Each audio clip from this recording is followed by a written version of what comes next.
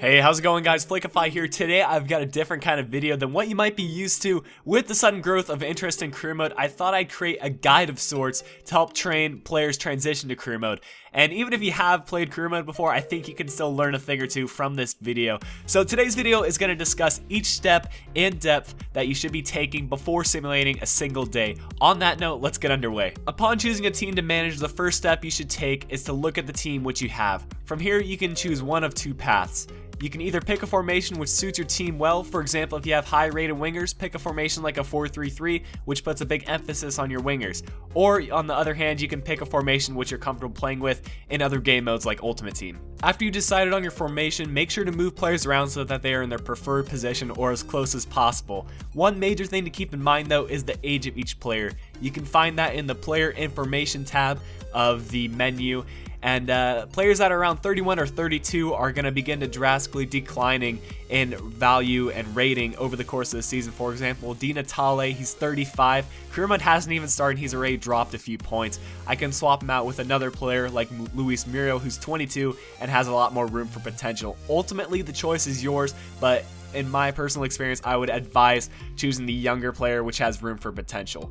You also have to not forget to sort out your substitute players. Your subs should consist of players in positions which tire out easily. For me, those are usually midfielders and forwards.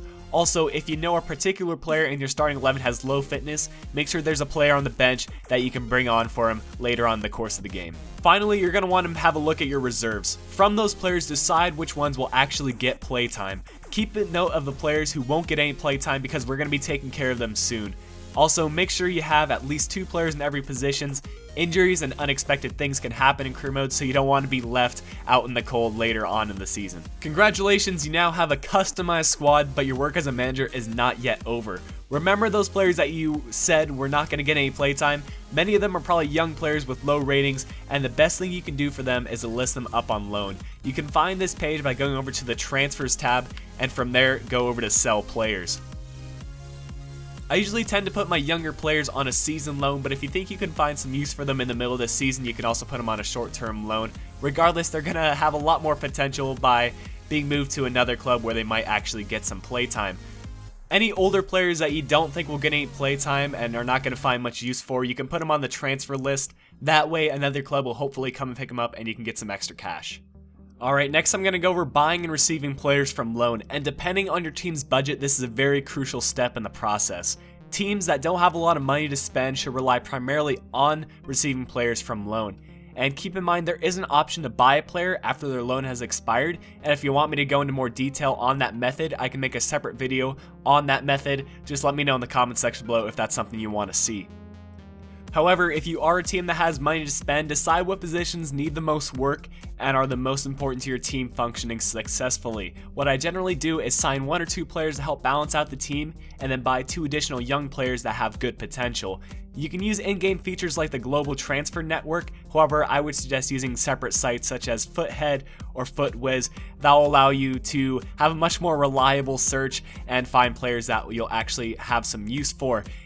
Basically, just send as many inquiries as you want to players that you're interested in. Just keep in mind that not every player is going to work out for you, so don't be shy in sending out inquiries.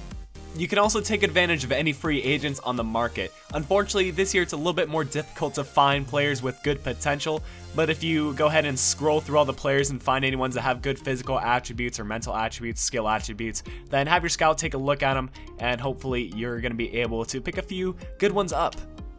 And just as a quick reminder, free agents are not going to have a transfer fee, but they will still have a player wage, and you're still going to have to go through contract negotiations with them. Well guys, that is every step I generally go through before simulating a single day in career mode. If you did enjoy the video today and you want me to continue doing videos like these, let me know in the comment section below or by leaving a like on the video. These videos do take significantly more work, so I would greatly appreciate any support from you guys. Other than that guys, I hope you all did enjoy, and until next time, this has been Flakeify. I'll talk to you all again soon.